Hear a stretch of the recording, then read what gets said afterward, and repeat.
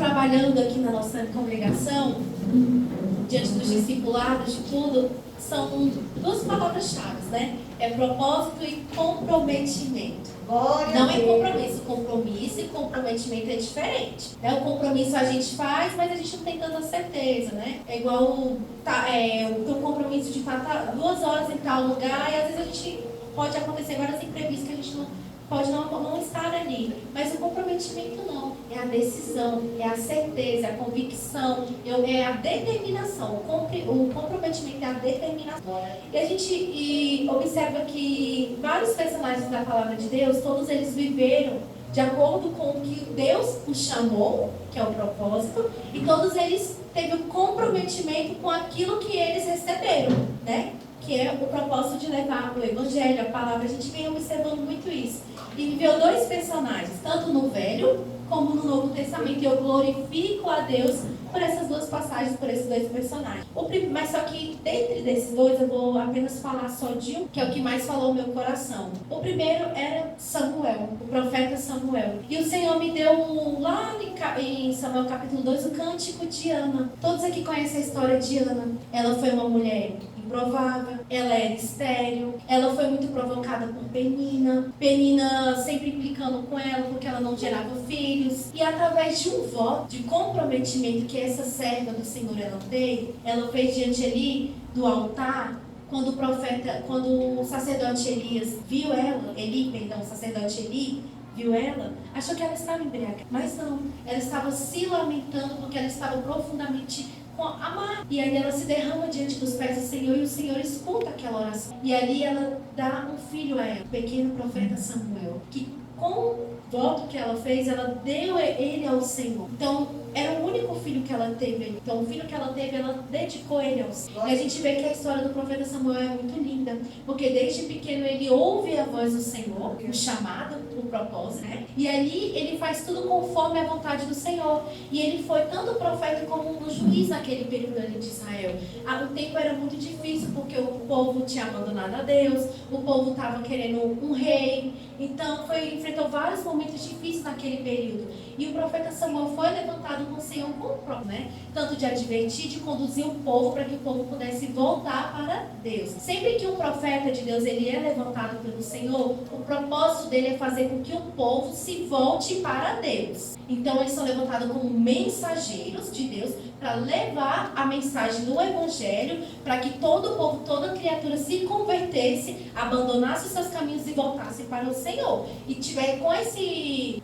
quando o povo recebe, se arrepende, o povo se compromete a servir somente a Deus. Então, esse é o papel de todos os profetas aqui, né? Serem enviados para poder proclamar o Evangelho, converter cada um das pessoas para que voltasse o seu coração a Deus. E aqui a gente vê que o profeta Samuel fez isso com muita excelência, né? E ele foi também um homem cheio do Espírito de Deus. Mas o profeta que mais toca muito ao meu coração e é muito forte, eu vou falar sobre João. Não é o discípulo, mas é o profeta João, o Batista, né? Conhecido por ser Batista porque ele batizava ali. Eu vim aqui com a minha colinha aqui, igreja, só para poder anotar aqui os cenários bíblicos, porque são vários cenários que falam a respeito de João Batista. Ele foi uma das figuras muito importantes aqui no Novo Testamento, porque ele foi conhecido como um profeta que preparava o caminho para o Senhor. Então a gente vê que desde o seu nascimento, João Batista, ele já veio com um propósito. E esse propósito dele, ele cumpriu com toda a excelência. A gente vê que a vida desse homem, ela foi uma vida totalmente diferente. Ele foi um homem separado, ele se santificou, ele se separou, ele ficou todo o período ali reservado apenas para fazer a vontade de Deus. Aqui algumas passagens que eu anotei que vai falar a respeito dele, é no livro de Mateus. Mateus foi um discípulo amado também de Jesus. Aqui no Evangelho de Mateus, ele foi escrito mais ou menos em torno de 60, 65, né? Depois de Cristo. E foi escrito para os jovens, para os... Meu Deus, nome, glórias. Foi ali para todos os judeus. Glórias, foi para os judeus e com o propósito de falar a respeito que Jesus, ele era o Messias. A gente vê que Jesus, desde lá do Velho Testamento, os profetas tudo falando, apontando para Jesus. E com João Batista não foi diferente. Está tudo registrado no livro de Marcos também, Marcos versículo 1, no capítulo 1, do versículo 2 ao 8, e Lucas capítulo 3, do verso 1 ao 18. Então a gente vê que todos esses evangelhos, eles vão falar a respeito de João Batista. Cada um na sua singularidade, cada um dando o seu detalhe que é importante. Mas o que me chama mais atenção é o de Lucas, que Lucas vai narrar muito a respeito de como ele nasceu. Então a gente vê que João Batista, ele era filho de sacerdote. Então ele poderia muito bem ali, por ser filho de sacerdote, também ser um sacerdote, né? Mas só que não, João Batista, ele já veio com um propósito muito diferente, né? A gente vê que a história dele, ele já foi um milagre. Desde o nascimento foi um milagre. Aí, então aqui está em Mateus, né? Capítulo 3. Estou só citando aqui os cenários, né? Para cada um. Mateus, Marcos, né? E vamos para o livro de Lucas. Lucas, no capítulo 1, a introdução aqui, Lucas também ele escreve esse... Lucas, ele não foi discípulo de Jesus, mas ele foi de Pedro e de Paulo. Então, tudo que Lucas aqui ele relatou é porque ele não foi uma testemunha popular, mas tudo o que ele escreveu foi através dos relatos de Pedro e de Paulo e o que ele também vivenciou com Paulo nas prisões também. Então, todo esse evangelho aqui de Lucas vai falar de Jesus, né, as curas, os milagres de Jesus. E aqui, quando Lucas ele vai falar, vai dar mais um detalhe mais rico a respeito do nascimento de João Batista. Ele fala que era nesse tempo aqui que João Batista ele nasceu, era no tempo do rei Herodes. Então, naquele período ali, o Império Romano é que dominava. A briga era muito grande em relação à questão da hierarquia, porque tinha Herodes o Grande, tinha Herodes o Tetrarca, tinha Herodes Arquelau, então tinha vários Herodes, né? Então cada um governava em cada região ali. E naquele período ali, Herodes, ele era o rei da Judéia, né? Foi no período na qual Zacarias ele foi chamado ali para estar ali no templo. Então quando ele entra ali no templo, que ele foi sorteado estar ali no templo, o anjo aparece para ele, o anjo Gabriel. Então, eu vou ler aqui a minha no versículo 11. Então o anjo do Senhor apareceu a Zacarias à direita do altar do incenso. Quando Zacarias o viu, perturbou-se e foi dominado pelo medo. Mas o anjo lhe disse: não tenha medo, Zacarias, sua oração foi ouvida. Isabel, sua mulher, lhe dará um filho, e você lhe dará o nome de João. Aqui, geralmente, por questões culturais também, o próprio pai dava o seu nome para os filhos. Mas só que não. A gente vê que teve uma determinação clara sobre a vida de João Batista. Então, aqui o próprio anjo já falou qual o nome que deveria dar a ele. E o versículo 14, ele é tão lindo porque... olha o que o anjo fala. Ele será motivo de prazer e de alegria para você. E muitos se alegrarão por causa do nascimento dele. Pois será grande aos olhos do Senhor. Aleluia. Ele nunca tomará vinho nem bebida fermentada e será cheio do Espírito Santo desde antes do seu nascimento. Fará retornar muitos dentre o povo de Israel ao Senhor, o seu Deus. Irá adiante do Senhor no espírito e no poder de Elias, para fazer voltar o coração dos pais a seus filhos e aos desobedientes a sabedoria dos justos, para deixar o povo preparado para o Senhor. Aqui o anjo já está dizendo aqui qual era o propósito de João Batista sobre esta terra. Aleluia. Lá em Isaías capítulo 40 também, ele já era profetizado. A voz do que clama no deserto, preparai um caminho para o Senhor, endireitai as suas veredas.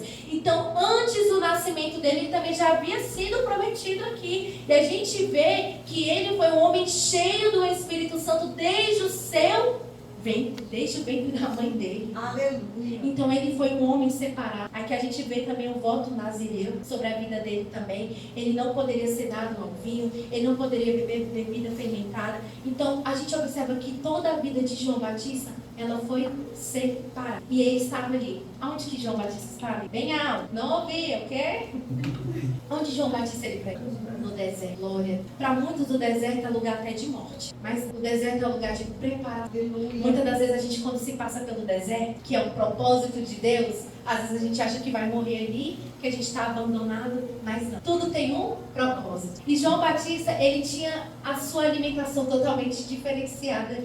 Ele comia gafanhoto. As vestes de João Batista eram vestes de pelos. Então ele era um homem totalmente diferente. As pessoas o olhavam até como um estranho, mas ali reconhecia que ele era um homem de Deus, porque João Batista, ele ensinava e falava com autoridade. Aqui a gente vê que ele recebeu o Espírito de Deus, e se ele foi cheio do Espírito de Deus, então ele falava com o Senhor com propriedade, com ousadia. Ele não tinha medo de absolutamente nada. Quando a gente olha para a vida de João Batista, nós precisamos também aprender. Ele foi designado para preparar o caminho do Senhor. Aqui o próprio anjo aqui já deixou bem claro, para que pudesse converter o coração das pessoas a Deus. Deus sabe de todas as coisas. Sabia que aquele povo ali tinha abandonado. O povo estava buscando seus próprios desejos. O povo estava perdido. Então foi necessário enviar esse. A gente lembra que quando envia o profeta é para poder advertir, exortar o povo, para que o povo abandone todo o seu pecado e volte, preste culto e adore somente ao Senhor e cumpra o seu propósito para Deus. Todos quantos aqui têm propósito e têm chamado do Senhor Jesus? Glória a Deus. Ninguém nasceu. Todos nós nascemos com um. Agora cabe a cada um de nós, se nós vamos ter um comprometimento em cumprir esse propósito no qual nós fomos chamados. Quando a gente fala de propósito de chamado, a gente lembra também de renúncia. Porque para a gente poder viver o propósito, a gente também precisa renunciar muitas. Seguir a Jesus é fácil? Não é. Exige muito de nós. Exige a negação do eu. Como é difícil negar misericórdia. A gente é difícil. Se alguém falar que é fácil, tá mentindo. É difícil. Mas a gente é necessário. É necessário a gente negar a nós mesmos para que o Espírito de Deus se habite dentro. É necessário a gente negar a nós mesmos para a gente seguir e servir aqui. A gente precisa abandonar. E algo que a mensagem profunda que Lucas aqui também narra a respeito de João Batista, é que ele exortava. O papel dele era exortar, chamar o povo ao arrependimento.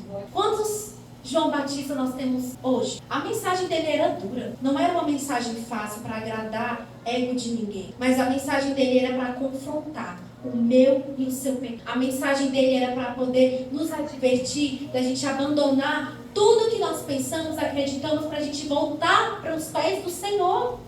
Para ir para o reino, para a cidade celestial, tem que ter muita negação de nós, igreja. Tem que ter muito arrependimento. E isso a gente precisa do Espírito de Deus, porque só Ele para promover isso dentro do meu coração e do seu coração. Sozinho nós não conseguimos. Sozinho a gente não pode caminhar. Por isso o Senhor, com o propósito de amor, deixou o Espírito dele, o Consolador, porque Ele nos consola e nos leva para perto de Deus. É Ele que gera o arrependimento. O Espírito Santo de Deus, Ele está aqui. E Ele é uma pessoa. Ele tem sentimento. Ele se entristece. Quando que nós entristecemos o Espírito de Deus? Quando a gente faz a nossa vontade, quando a gente não obedece aquilo que o Senhor deixou e determinou. Eu estou aqui, eu não sou perfeita, eu não sou porque eu pego. E o Senhor sabe. O Senhor conhece o meu coração. Não é porque quem sobe está aqui, quem está aqui no altar, que é 100% santo. Se eu fosse 100% santo, eu já estava na... Meu desejo é estar com o Senhor. Ali os anjos louvam e o adoram todo santo. Aleluia. Santo, santo, santo. A própria palavra, né? Apocalipse fala que não há um digno sequer sobre essa terra. Não há um justo sequer. O Senhor, quando Ele vai abrir o livro, que João está ali, que ele recebe a visão, ele cai, ele se prostra, ele chora porque ele vê que não há um digno sobre essa terra. Mas ele fala, o anjo fala para ele, ei, o ancião fala, não chora. Eis aí o Cordeiro de Deus, o leão da tribo de Judá. Ele é digno de abrir os livros e desatar os selos. É Ele, é Jesus. Aleluia. A nossa vida precisa estar voltada para o Senhor, para Jesus. É Ele quem salva, é Ele quem liberta, é Ele quem transforma. Só o Senhor faz as coisas impossíveis na nossa vida. Quantos improváveis nós temos aqui nessa manhã, igreja? O Senhor usa aquele que ninguém dá nada para poder confundir. Esse é o jeito do Senhor abrir, de usar, de agir. E a gente vê que as coisas do Senhor, para muitos é um pouco louca, né? Porque para a gente poder ser grande, a gente precisa ser pequeno. A gente precisa nos humilhar para ser exaltado. Mas quem exalta não são homens, mas é o próprio Senhor. Então a gente precisa se humilhar para ser exaltado. A gente precisa crer, a gente precisa se arrepender. A gente, para entrar no reino dos céus, não é o grande que entra, mas é o menor. E aqui a gente vê em cada passagem que é a respeito de João Batista, principalmente lá no livro de João, no Evangelho de João, o amado Jesus, ele fala a respeito, né, de João Batista. E ele, quando ele está ali com os seus discípulos, os discípulos de Jesus, ele fala, eis aí o Cordeiro de Deus. Todo momento, João Batista, ele apontava para Cristo. ele nunca apontou para ele mesmo, mas sempre apontando para Jesus, para que as pessoas pudessem seguir a Jesus. Eis aí o Cordeiro de Deus, aquele que tira o pecado do mundo.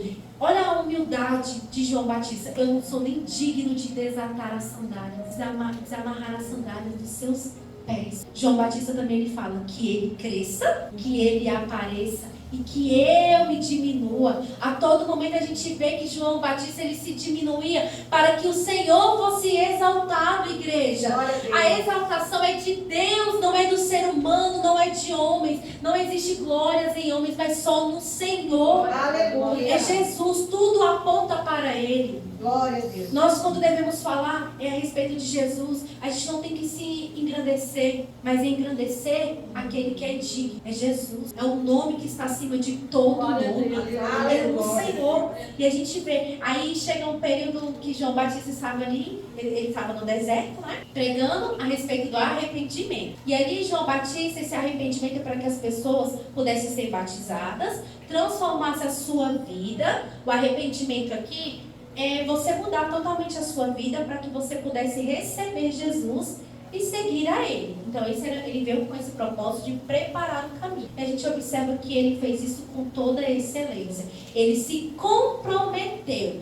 João Batista, ele não barganhou. João Batista, ele não negociou o reino, como a bispa ele, né? Essa mensagem é muito forte que ela fala o reino. Ele não negociou o reino. João Batista, a todo momento, ele foi fiel ao Senhor. Glória. E foi fiel até o fim. Então, o comprometimento, ele é a determinação. É a totalidade. É a gente se comprometer com Jesus, mesmo diante das circunstâncias. E ele fez isso. É a gente se comprometer a Jesus, não está de acordo com os padrões desse mundo. É a gente se dedicar na totalidade mesmo. É a nossa entrega verdadeira e genuína.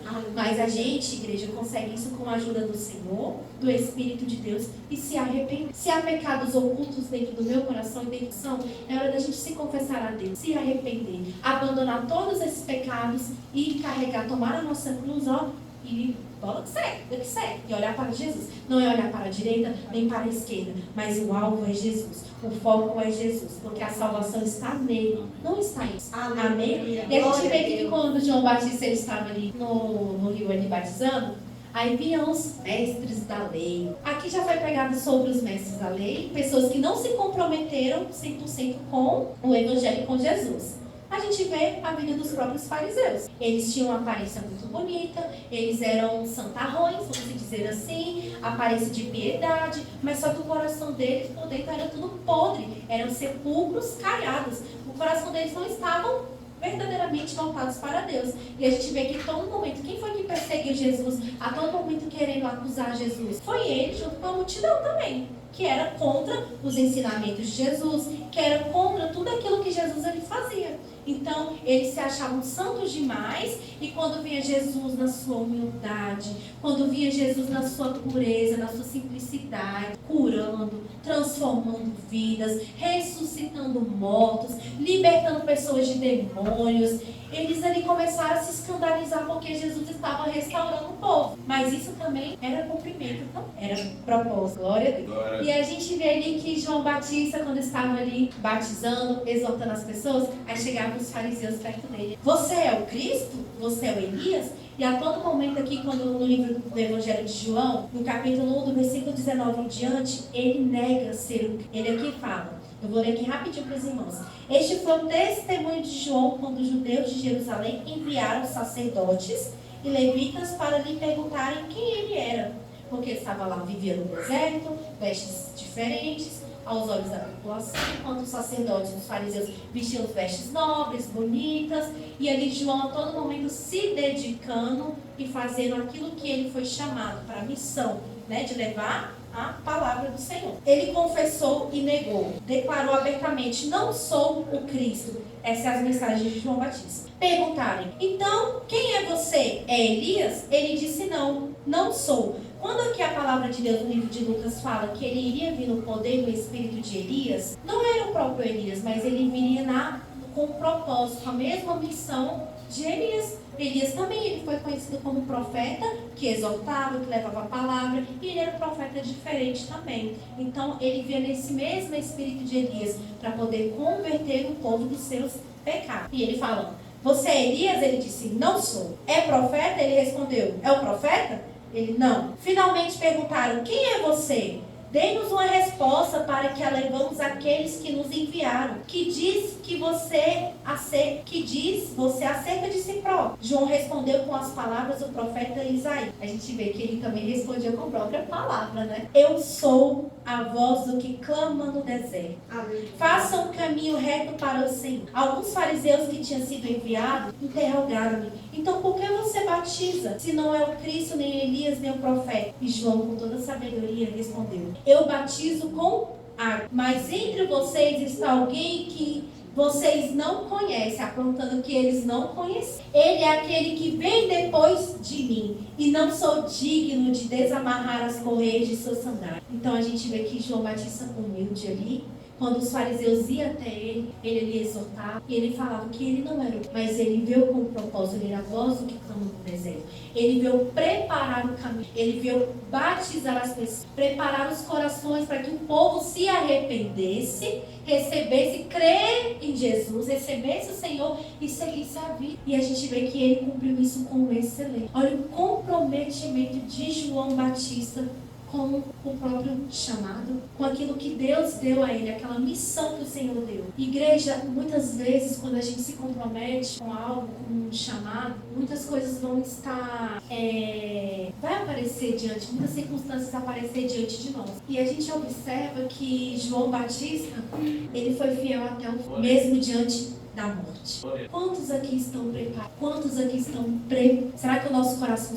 Olha a mensagem forte. Quando João Batista ele declarava essa mensagem, ele falava: arrependei-vos, é chegado o reino de Deus. Arrependam-se, arrependam-se, arrependam-se. Olha a mensagem como ela é forte. Arrependimento, essa era a mensagem de João Batista. Glória a Deus. Hoje, será que essa mensagem, glória a Deus por essa congregação, glória a Deus pela vida dos nossos apóstolos, dos bispos, que aqui dentro a gente prega sobre isso, sobre arrependimento, sobre conversão, sobre o negue-se a si mesmo, tome a sua cruz e siga Jesus. Não é seguir homens, mas a Deus, é tudo apontando para Jesus. Mas em outros locais a gente vê pessoas prometendo coisas. Como é que a gente promete algo que a gente não tem, que não é nosso? Eita Deus. A gente não pode sair prometendo nada que não. Mas o que a gente promete tem que estar aqui na palavra. Lembra quando os discípulos iam caminhando? Lá no templo, lá no livro de Atos, quando estava o aleijado lá na porta do templo, a mensagem que os discípulos receberam levou para ele. O aleijado ali pedindo dinheiro, pedindo esmola. Mas só que Pedro e João falam: eu não tenho dinheiro, mas o que eu tenho eu te dou, levanta e anda. O que nós temos para oferecer para nós? A gente precisa ter muito do Senhor para oferecer para nós. A gente precisa ter muito do Espírito de Deus para dar para nós. Aleluia. É uma mensagem de conforto, é uma mensagem de exortação. Muitas das vezes a gente, quando nós somos exortados, quando nós somos advertidos, muitas das vezes a gente fecha o nosso coração. Mas a gente precisa entender que essa é a verdade. João Batista confrontava. João Batista, a gente vê que isso é tão sério que, olha como é que João Batista ele não negocia. Estou quase terminando. Ele, em Mateus capítulo 2, narra um cenário muito forte a respeito disso. João, ele foi preso, e quando João Batista, que Herodes, ele mandou prender ele ali foi preso porque ele foi advertir o rei. Ele advertiu uma autoridade máxima ali. Ele não teve medo das consequências que iria vir sobre a vida dele, mas ele não reteve a verdade. Ele não se envergonhou. Ele foi ousado. Ele converteu, foi para converter aquelas pessoas, para exortar mesmo. Ali o rei, ele estava em adultério. E ali Herodes, em adultério, João Batista vai lá, o exorta, fala que ele estava, Filipe estava com a irmã, com a esposa do seu irmão. E Herodias ficou muito indignada. Ao invés de ter recebido a mensagem, ao invés de se arrepender, ao invés de voltar para Deus, de reconhecer o seu erro, pedir perdão, se reconciliar com o Senhor, mas não. Ela teve sede de vingança. E no momento mais oportuno ali, que quando a sua filha foi dançar ali diante do palácio, diante dos reis ali, diante de Herodes, estava todo mundo ali, muitas pessoas importantes ali que ela foi dançar. Ali, Herodes, no momento oportuno, tinha bebido, né? Estava contando com a sua sã consciência. Ele ali fala, me pede o que você quiser que eu te darei. Aí ela corre, vai lá para a mãe dela. Mãe, o que eu peço? E ela, indignada, ainda com o coração bem amargurado, com o coração com ódio, cheio de vingança. Eu quero a cabeça de João Batista. Tudo isso aconteceu com o propósito. Mas a gente vê que João Batista, ele não negociou. Ele exortou, ele falou a verdade. Ele apontou qual era o pecado daquela pessoa. Ele apontou mesmo. Você está cometendo adultério. Essa mensagem ofendeu tanto eles que, olha aí, a vida de João Batista. Será que a gente também está disposto, igreja? No momento desse da gente falar, apontar, falar a verdade. E a gente vê que quando a gente fala a verdade, vai ofender as pessoas? Sim. Mas se a gente não tiver a humildade de nos reconhecer que nós erramos e abandonar esse pecado, será que a gente vai ter muita vingança também ao ponto de ter essa mesma atitude dessa mulher? Ou nós vamos ser como João Batista, mesmo que diante das circunstâncias a gente vai falar, ele morreu com propósito, ele foi fiel, ele teve, tudo que ele fez foi com comprometimento e ele foi fiel até o fim, mesmo que isso comprometesse a sua própria vida. E João Batista, ele fez isso com toda isso. E muitas das vezes, igreja, nós estamos tão distantes de ser como João Batista. Muitas das vezes nós estamos tão distantes de ser parecidos com Jesus. E a gente precisa se parecer com o Senhor, sermos cópias de Jesus. A gente precisa deixar que o Espírito de Deus ele entre no nosso coração, faça morada e nos transforme. Que a verdade, que a palavra de Deus, ela venha ser habitada no nosso coração, no mais profundo do nosso ser. E que essa mesma palavra do Senhor, ela venha criar raiz profunda dentro de nós e gerar vida em nome de Jesus. Eu preciso me consertar com Aleluia. Quantos aqui também querem se Oh, glória, aleluia. Quantos aqui querem voltar a buscar? Amém. Tem alguém em nosso meio que deseja se arrepender e voltar para o Senhor? Oh, glória. Se essa palavra falou fortemente no seu coração, se arrependa. Corre para os pés de Jesus. A palavra é dura, porque vai confrontar o meu pecado, o seu pecado, mas é para nos fazer pessoas melhores, mas é para nos transformar. Lembra lá de Romanos, capítulo 12, né? Transformar-nos, né? A nossa mente. Não se amolde ao padrão desse mundo, mas deixe, né, que a palavra transforme. É isso, a palavra ela vem para transformar. Há muita coisa a ser mudada dentro de mim. Mas eu falo para o Senhor, Senhor, eu estou aqui. Eu preciso tanto do Senhor. Aleluia. E nós precisamos fazer isso, igreja. Amém? Amém. Essa é a mensagem. Glória a Deus. Que nós possamos ser como João Batista sobre essa.